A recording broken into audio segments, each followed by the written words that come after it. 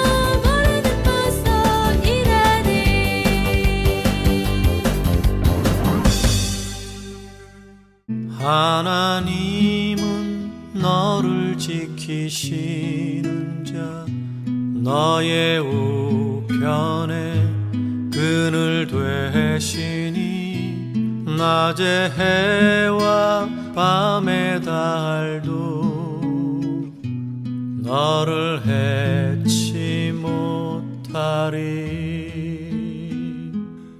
하나님은 너를 지키시는 자, 너의 환난을 면케하시니 그가 너를 도우시리라.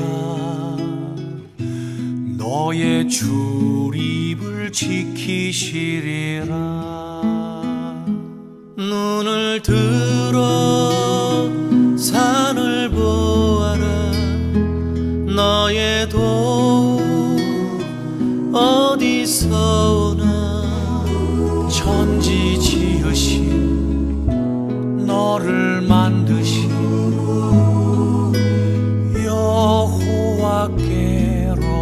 여호와께로다.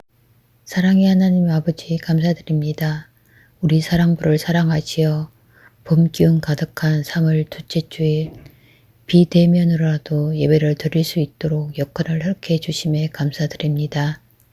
지난 한 주 세상에서 생활하며 이웃을 사랑하지 못하여 하나님 아버지의 마음을 아프게 한 일이 많았음을 고백하고 회개하오니 주님 용서해 주시옵소서. 우리의 삶을 주관하시는 주님, 기나긴 코로나 팬데믹으로 공포와 두려움에서 살다가 이제는 조금씩 무뎌져 살아가고 있는 저희를 불쌍히 여겨 주시사 코로나가 하루빨리 종식되어 마음 놓고 하나님께 찬양과 경배를 올려드릴 수 있는 날이 속히 오기를 간구합니다. 하나님 아버지, 러시아의 침공으로 우크라이나가 고통받고 있습니다. 하루빨리 전쟁이 끝나기를 바라고 원하오니 자비를 베풀어 주시옵소서. 또 우리 교회와 사랑부 성도들과 선생님들을 위하여 기도합니다. 어떠한 상황 속에서도 믿음 굳건히 지키게 하옵시고 각 가정과 일터에서 하나님의 자녀로서 자신의 몫을 해내는 자가 되게 하옵시고 믿음의 자녀로 살아가기에 부족함이 없게 하옵소서. 이제 목사님께서 말씀을 전하십니다. 선포되는 말씀에 집중하게 하시고 감동으로 받게 하시고 삶에 실천할 수 있는 믿음 주시옵소서. 오늘 모든 예배 순서에 함께 하시기를 원하며 우리를 구원하신 예수님 이름으로 기도드립니다. 아멘. 샬롬! 일주일 동안 잘 지내셨나요? 오늘도 하나님을 예배하기 위해 나온 여러분들을 환영하고 축복합니다. 우리 옆에 있는 가족들을 쳐다보면서 이렇게 얘기해 볼까요? 하나님은 당신을 기뻐하십니다. 시작! 하나님은 당신을 기뻐하십니다. 네. 여러분은 혹시 가시고기라는 물고기에 대해 들어보셨나요? 가시고기는 아빠 가시고기의 특별한 사랑으로 유명한 물고기입니다. 가시고기는 바다에서 살다가 봄이 되면 알을 낳기 위해 강으로 올라오지요. 먼저 아빠 가시고기가 새끼를 낳을 둥지를 짓습니다. 둥지가 완성되면 엄마 가시고기는 그곳에 알을 낳고 몇 시간 뒤에 힘이 다 빠져서 죽게 됩니다. 아빠 가시고기는 알을 먹기 위해 모여드는 수많은 물고기들과 싸우면서 알을 지켜냅니다. 또 알들이 잘 자라도록 앞 지느러미로 쉴 새 없이 부티질을 하며 둥지 안에 신선한 물을 넣어주지요. 아빠의 보호를 받으며 잘 성장한 알들이 마침내 부화해서 새끼가 태어납니다. 아직 작고 약한 새끼들이 둥지 밖으로 나가면 아빠는 새끼들을 물어서 다시 안으로 집어넣죠. 5일 정도 지나 새끼들이 많이 자라서 스스로 살 수 있게 되면 하나 둘 둥지를 떠나갑니다.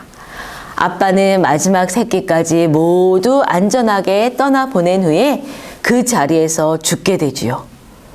왜냐하면 둥지를 지을 때부터 아무것도 먹지 않고 모든 힘을 다해서 새끼들을 위해 다 썼기 때문입니다. 그런데 새끼들을 향한 아빠의 희생은 여기서 끝나지 않아요. 둥지를 떠난 새끼들은 며칠 후에 다시 돌아와서 죽은 아빠의 살점을 뜯어 먹으며 영양을 보충합니다. 아빠 가시고기는 죽어서도 새끼들을 위해 자신의 몸을 먹이로 주는 거예요. 아빠 가시고기의 사랑이 정말 놀랍죠? 그래서 사람들은 아빠 가시고기를 세상의 모든 생물 중에 자식을 가장 사랑하는 아버지라고 칭찬합니다. 사람이든 동물이든 자식을 향한 부모의 사랑은 값을 따질 수 없을 만큼 크고 아름답습니다. 그런데 자녀를 향한 부모의 사랑보다도 훨씬 더 큰 사랑으로 우리를 보살피신 분이 계세요. 그분은 누구일까요? 함께 성경 속으로 들어가 보겠습니다. 오늘 말씀의 제목을 같이 읽어볼까요? 시작! 돌아온 둘째 아들 이야기를 해 주셨어요. 네, 누가복음 15장 22절에서 24절을 쉬운 성경으로 같이 읽겠습니다. 아버지는 종들에게 말했다. 서둘러 가장 좋은 옷을 가져와서 아들에게 입혀라. 또 손가락에 반지를 끼워주고 발에 신발을 신겨라. 그리고 살찐 송아지를 끌고 와서 잡아라. 우리가 함께 먹고 즐기자. 내 아들이 죽었다가 다시 살아났고 잃어버렸다가 다시 찾았다. 그래서 그들은 함께 즐기기 시작하였다. 아멘. 오늘 말씀은 예수님이 바리새인과 서기관들에게 들려주신 세 가지 비유 중에 마지막 이야기입니다. 어떤 사람에게 두 아들이 있었어요. 어느 날 둘째 아들이 아버지에게 말했습니다. 아버지가 저에게 물려주실 재산 있죠? 그 중에서 제 몫을 미리 좀 주세요. 둘째 아들은 아버지가 아직 살아계신데도 아버지의 유산을 미리 달라고 했습니다. 아들로서 결코 해서는 안 되는 말을 한 거예요. 아버지는 아들의 무리한 요구를 듣고 속상했습니다. 하지만 아버지는 둘째 아들에게 재산을 물려주었어요. 둘째 아들은 아버지에게 받은 재산을 가지고 아버지의 짐을 떠나 먼 나라로 떠났습니다. 먼 나라로 떠난 둘째 아들은 어떻게 지냈을까요? 그 재산을 가지고 열심히 일을 했을까요? 그렇지 않습니다. 아들은 일도 하지 않고 매일 놀기만 하며 자기 마음대로 살았습니다. 매일 먹고 마시며 돈을 흥청망청 쓰니까 얼마 후에 돈이 다 없어지고 말았어요. 가진 돈이 없어지자 친구들도 떠나가고 이제 먹을 것도 없고 살 집도 없어졌습니다. 심지어 그 나라에 흉년이 들어서 집집마다 먹을 것을 구하기가 어려운 상황이 되었어요. 그래서 둘째 아들은 어느 집에 종으로 들어가서 돼지를 돌보는 일을 하게 되었습니다. 하지만 그것도 먹을 것이 없었어요. 어떤 날에는 너무 배가 고파서 돼지가 먹는 음식이라도 먹으려고 했지만 그것을 주는 사람도 없었습니다. 둘째 아들은 자신의 비참한 처지가 너무나 슬펐어요. 그리고 고향에 계신 아버지와 또 자기가 살던 집이 생각났습니다. 아버지를 떠나 여기까지 왔는데 이게 어떡하지? 무슨 내 잘못이? 너무 춥고 배가 고파. 그래, 아버지께 돌아가서 용서해달라고 해보자. 그리고 아들이 아니라 집에서 일하는 종으로 써달라고 해야겠어. 둘째 아들은 자신의 잘못을 깨닫고 아버지께 돌아가기로 결심했습니다. 자신의 잘못이 크다는 걸 알기 때문에 아버지의 아들이 아닌 종으로 살겠다고 마음먹었어요. 둘째 아들은 일어나서 아버지께로 돌아갔습니다. 한편 둘째 아들이 유산을 받아 떠난 후에 아버지는 어떻게 지냈을까요? 아버지는 그날부터 날마다 길에 나가서 서성이며 아들이 돌아오기를 기다렸습니다. 그러던 어느 날 저 멀리서 허름한 옷을 입은 사람이 힘없이 걸어오는 모습이 보였습니다. 누구일까요? 바로 아버지가 그토록 기다리던 둘째 아들이었습니다. 더러운 옷차림에 몸도 마르고 얼굴도 많이 상했지만 아버지는 사랑하는 아들을 한눈에 알아볼 수 있었어요.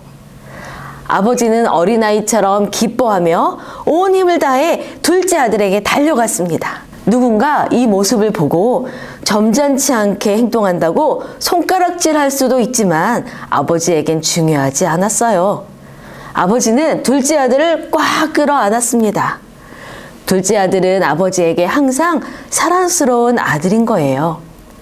아버지는 아들의 손가락에 반지를 끼워주고 새 옷과 새 신발도 신겨주었습니다. 그리고 큰 잔치를 베풀어서 아들을 찾은 기쁨을 이웃 사람들과 함께 나누며 말했습니다. 내 아들이 죽었다가 다시 살아났습니다. 잃어버렸다가 이렇게 다시 찾았습니다.